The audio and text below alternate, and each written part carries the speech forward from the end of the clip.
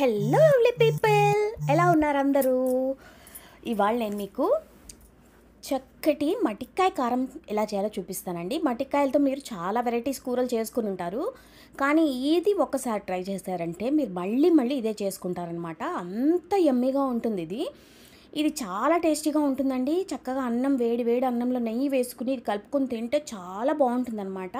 So మీకు కనుక నా వీడియోస్ నచ్చినట్టయితే లైక్, షేర్ అండ్ సబ్స్క్రైబ్ చేసుకోండి. బెల్ ఐకాన్ తప్పకుండా యాక్టివేట్ చేసుకోండి. సో ఇది చేయడానికి పద్ధతి నేను చెప్పేస్తాను. గబగబా వీడియోలోకి వెళ్ళిపోదాం. చక్కగా చూసేయండి, టక్టకా చేసేసుకోండి. సో ముందుగా ఒక మిక్సీ జార్లో ఒక 4-5 పచ్చిమిరపకాయలు, ఒక 2 ఉల్లిపాయలు వేసి ఇలా కచ్చా పచ్చాగా గ్రైండ్ చేసి తీసి పక్కన పెట్టేసుకోండి. తర్వాత అదే మిక్సీ జార్లో మటిక్కాయ ముక్కలు ఇలా చిన్న చిన్నగా తుంచుకుని ముందే రెడీ చేసి పెట్టుకోండి. తర్వాత అవి దీంట్లో వేసి మనం దీన్ని కూడా కచ్చా పచ్చాగా బరకగా గ్రైండ్ చేసుకోవాలన్నమాట. చూపిస్తాను చూడండి, ఇలాగా. ఓకేనా? మెత్తగా పేస్ట్ చేసేసుకోకండి. మీకు కనుక రోకలి రెడీగా ఉంటే ఇవి రోట్లో చేసుకుంటే ఇంకా టేస్టీగా ఉంటుందన్నమాట. మిక్సీ జార్ కంటే జనరల్గా ఇది రోట్లోనే చేస్తారు. సో మనకి ఇప్పుడు అందరికీ రోళ్ళు అవైలబుల్ లేవు కదండి, అందుకని నేనైతే మిక్సీ జార్లో చూపించాను. సో తర్వాత కడాయి వేడి చేసుకుని దీంట్లో ఒక 4 చెంచాల నూనె అయితే వేసుకోండి.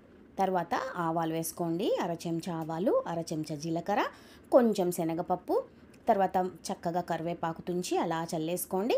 తర్వాత ఒక ఎండుమిరపకాయ తుంచి వేసేసుకోండి. ఇంగువ మాత్రం ముఖ్యంగా వేసుకోండి, మర్చిపోకండి. ఇంగువ వేసే వల్ల మన కూరల్లో చక్కటి కమ్మటి వాసన వస్తాయన్నమాట. సో ఇలాగ మనం మొత్తం వేసేసాక ఈ ఆవాలు బాగా చిటపట్లాడే వరకు మనం వేసిన శనగపప్పు కొంచెం కలర్ మారే వరకు వేయించుకుని తర్వాత మనం ముందుగా చేసి పెట్టుకున్న మటిక్కాయ మిక్సీ చేసి పెట్టుకున్నాం కదా, అది దీంట్లో వేసేద్దాం. ఈ మటిక్కాయలు తొందరగానే మగ్గిపోతాయండి మనకి. దీంట్లో మనం ఏం చేస్తామంటే ఇంకా తొందరగా మగ్గడానికి ఒక చిటికెడు పసుపు, రుచికి సరిపడా ఉప్పు వేసేసుకుని దీన్ని చక్కగా కలిపేసుకోండి. మటిక్కాయలు ఎప్పుడైనా నార క్లీన్గా మనం ఒలుచుకునేటప్పుడే సైడ్లో ఉండే నార మొత్తం తీసేసి బాగా చక్కగా ఒలిచి పెట్టుకున్నామంటే తొందరగా మగ్గిపోతాయి. సో ఇలాగా చక్కగా కలిపేసుకుని మూత పెట్టేసుకోండి. మూత పెట్టుకున్నాక ఒక 5 నిమిషాల తర్వాత చూసారా చక్కగా మగ్గిపోయిందనమాట. మటిక్కాయలు బాగా మగ్గిపోయాయి.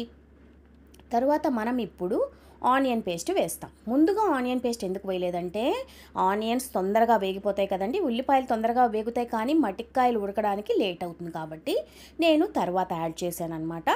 సో ఇప్పుడు మనం ఈ ఉల్లిపాయ కూడా కలిపేసి మరో 2 నిమిషాలు అలా స్టవ్ మీద ఉంచేసామంటే ఈ ఉల్లిపాయలు కూడా చక్కగా మగ్గిపోయి కమ్మటి వాసన వస్తుంది. మీరు ఒకవేళ వెల్లుల్లిపాయలు కావాలంటే యాడ్ చేసుకోవచ్చు, కొత్తిమీర యాడ్ చేసుకోవచ్చు, ఇంకా టేస్టీగా ఉంటుందన్నమాట.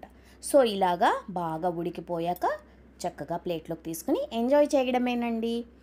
మీకు ఈ వీడియో కనుక నచ్చినట్టయితే తప్పకుండా కమెంట్ చేయండి. నెక్స్ట్ వీడియోలో కలిసేంత వరకు మీ విజీ.